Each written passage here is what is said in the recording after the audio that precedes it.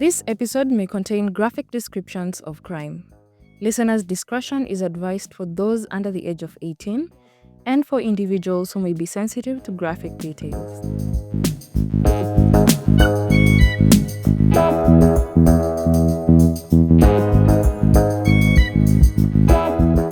Hello and welcome to this week's episode of Krime KE podcast. My good name is Ajuma and I am a human rights journalist from Kenya. This week, we get into the murder of Daniel Mwangi Wang'ondu. This story was suggested by one of our listeners, and it really is an honor to tell the stories that you want to hear, so keep suggesting cases and I will get to them. Now, this is a story about a deadly family feud that ends in a murder for hire.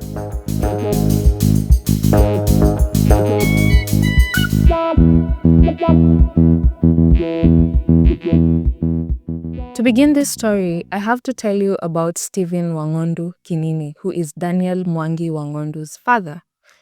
Now, Mzee Wang'ondu was a billionaire based in Nyeri. In fact, most of the articles I read on him described him as quote-unquote a Nyeri tycoon. He started as a farmer, farming tea, bananas, and keeping fish, and all these things he was doing in large scale. He basically had a ranch in Nyeri, and he owned more than 100 acres of land. Stephen Wang'ondu invested the profits from farming into other businesses. He bought commercial buildings in Nyeri that brought him rent every month. He bought several petrol stations in Nyeri town, and he even got into mining and bought a quarry. Wang'ondu was married to 3 women and he had 4 sons, one of whom is the subject of today's episode, Daniel Mwangi Wang'ondu. Daniel followed in his father's entrepreneurial footsteps and he was a well-known businessman at Moiga town in Nyeri County. He bred and trained German Shepherd dogs for sale and he also helped to manage some of his father's businesses. He got married and his father gave him a portion of land on his ranch to build his house and live with his family. Daniel and his wife went ahead and had 2 beautiful girls, and by all means, his family was also thriving. Or so he thought. Now, according to sources, there was a breakdown in the relationship between him and his wife, and they separated in 2020. Now, this is when it is believed that the relationship between Daniel and his father also broke down. Now, when Daniel and his wife separated, Stephen Wang'ondu apparently gave his wife a house next to his, and he also set up a business for her. This is what is said to have infuriated Daniel and initiated the feud between him and his father. The feud escalated on 1st December 2020 when 32-year-old Daniel publicly confronted his father about his relationship with the mother of his children. According to one article I found on this story, Daniel felt deeply betrayed and he vowed to kill his father and take his own life after killing him. After that public confrontation, Mzee Wang'ondu confided in his driver, who was also his personal assistant, a man identified as James Mahinda Mwangi. Now, Mahinda was not only Mzee Wang'ondu's longest-serving employee, but some articles described him as his close confidant. He helped manage most of Mzee Wang'ondu's businesses and he even ran part of his bank accounts. He was apparently closer to Mzee Wang'ondu than even his own children. Sometimes his children would have to go through him to get to their father. Mahinda had gotten into fights with Daniel several times because of this. Now, when Mzee Wang'ondu confided in his driver, he promised him a big piece of land from his ranch and 160,000 Kenyan shillings if he could put together a team of people to murder his son, Daniel. Mahinda agreed to help Mzee Wang'ondu with the plan to murder his son, and he was given 20,000 Kenyan shillings as facilitation and 100,000 shillings as down payment for him to get the deed done.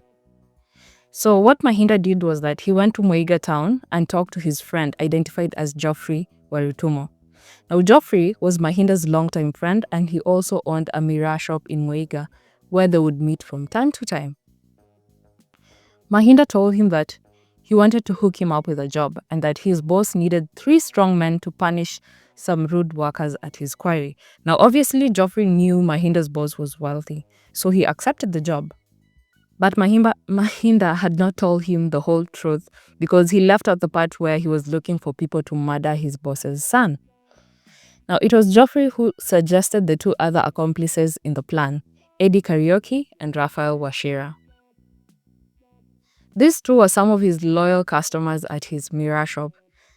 Now, after they got together, they met at a popular hotel in Marytown on 31st of December 2020 to discuss the details of the plot and how it would be executed. Mahinda briefed them on the target of the plot. He told them about his movements, what car he was using, and even where he lived.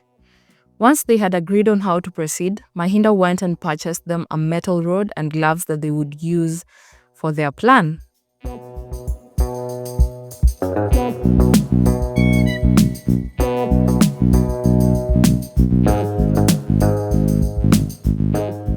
It was New Year's Eve and Daniel was out and about partying and celebrating the end of 2020 and the beginning of 2021. At around 1 a.m., he drove himself back home in his Volkswagen Golf car. After a night of partying, not knowing that this would be the last time he would ever drive. Mahinda had driven three of his accomplices to his boss's home and showed them Daniel's house, and he told them to wait for him to get home that night. So when Daniel got to his gate that night, he had no idea that people were lying in wait just close by. He got out of his car, opened his gate, and drove into the compound. He was ambushed and struck several times as he was returning to close the gate. Daniel was left lying lifeless in a pool of his own blood next to his car outside his home. His body was discovered on January 1st, 2021 by his father's workers who alerted his father, the police, and the community. Now, after all this was done, Mahinda went about his day as normally as he could on that day, even after Daniel's body was found. He drove Mzee Wang'ondu to several places before he even received the news about his son's death. And one thing that people noticed was the reaction of Mzee Wang'ondu to the tragic news of Daniel's murder. They say that he didn't seem upset, which I don't like to judge how people grieve, but I guess his reaction stood out enough for people to notice. People were called to the crime scene and they discovered a lot of clues that would unravel the investigation into Daniel's murder. The thing that raised their suspicion most was the fact that they realized that nothing had been stolen from Daniel. The police said that his house had not been broken into, his car was not broken into or even stolen. To police, it appeared that Daniel's killer's only motive was to murder him. And there was only one person who had a public altercation with Daniel recently. Now, Daniel's autopsy results showed that he had multiple stab wounds and cuts. So, police began what they described as a forensic-led investigation into his murder, and what they discovered led them right back to one person. Now, Daniel was buried on 6th January 2021 at his home, and 12 days after the burial, on January 18th, Mzee Wang'ondu started processing payment for a life insurance claim he had on Daniel, which did not help Stephen Wang'ondu's case because detectives were already on his case. When he filed that claim, detectives realized that he had a thing with life insurance. Mzee Wang'ondu was apparently paying life insurance policies for several of his workers behind their backs, which meant that he would receive a payout if they died without their knowledge. It also triggered police interest in the death of Wang'ondu's other son in 1995, after which he received a massive payout from an insurance firm that he was using to insure his family and property. According to several reports, Emmanuel Tuita Wang'ondu was 18 years old and he was a Form 3 student at Kiaganja Secondary School in Nyeri when he drowned in one of the dams in his father's ranch. His death was not investigated, and it is reported that the money his father received from the insurance payout was used to purchase one of the petrol stations he owned in Nyeri town, and he named the petrol station after him. The son, that is. Investigators also found that Mzee Wang'ondu may have had a motive to murder Daniel for the insurance money because they found out that he was struggling to keep his businesses afloat in 2020, which is not unusual because a lot of businesses struggled in 2020 as nothing was moving because of the coronavirus pandemic. Now, according to a report by the Daily Nation, 2 of Mzee Wang'ondu's prime properties in Muiga town were to be auctioned in May of 2020. So they thought that would have been a motive for him to murder his son and collect an insurance payout so that he can support his businesses.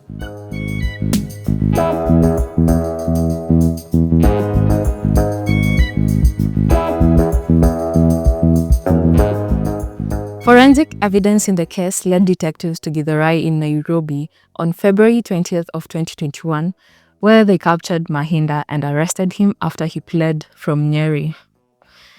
Police had connected him to Daniel's murder, and after interrogation, he confessed to the murder plot and led detectives to Matakani in Embu, where they arrested Geoffrey, the friend who was the mirror seller, and his friends Eddie and Raphael.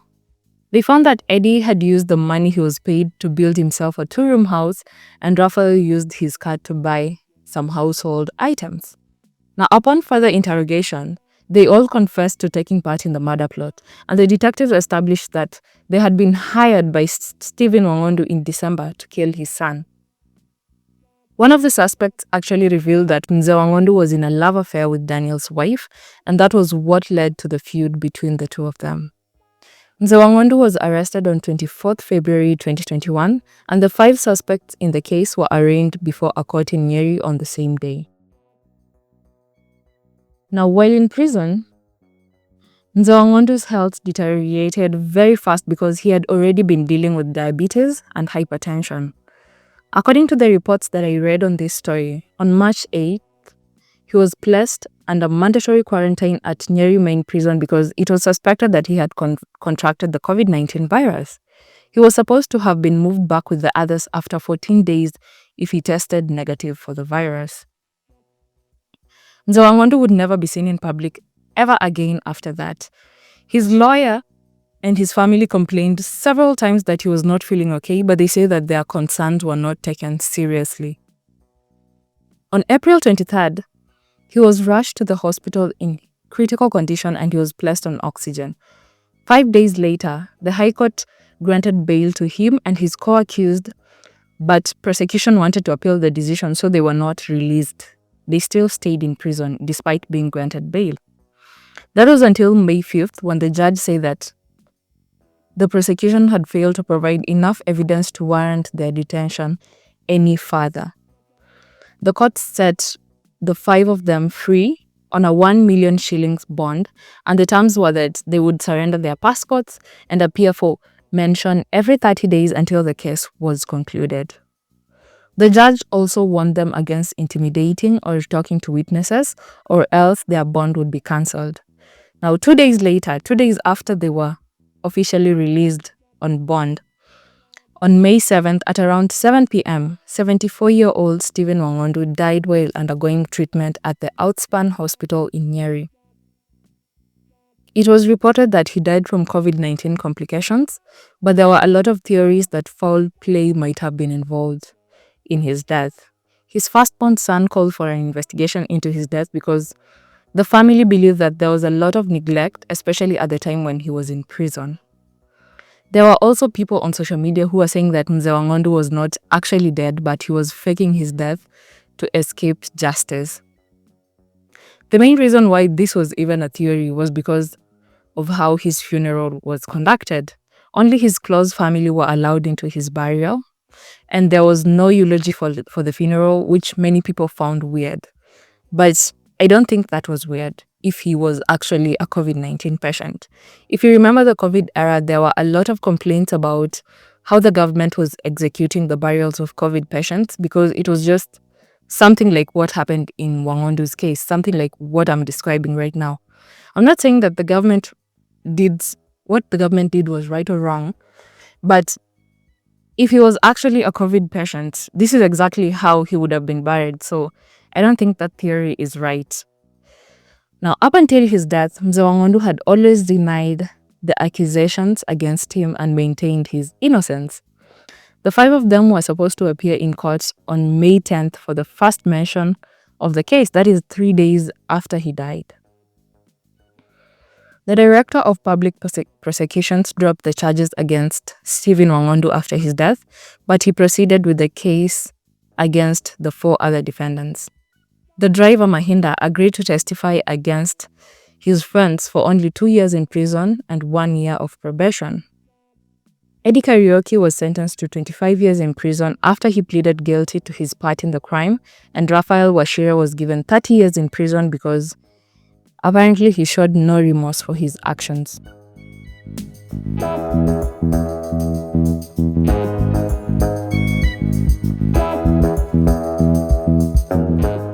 Thank you for staying with me until the end of this episode. You can support Krime KE podcast by sharing this episode with your friends so that we can build a larger community to listen to these cases. On TikTok and Instagram, we are at crime.ke. On Facebook, you can find me at Ajuma Millicent. I have tagged the podcast contact information and social media pages on the show notes of this episode so that it is easier for you to reach out if you have any feedback on this episode or the podcast in general. We also have a WhatsApp number, which I have put in the show notes of this episode. You can send in voice notes, suggest cases, and give feedback. Do not forget to give the podcast a 5-star rating on Spotify and catch the next episode of Krime KE podcast on Thursday next week on the same platform you're listening from right now. But until then, stay safe and remember, it is crime with a K.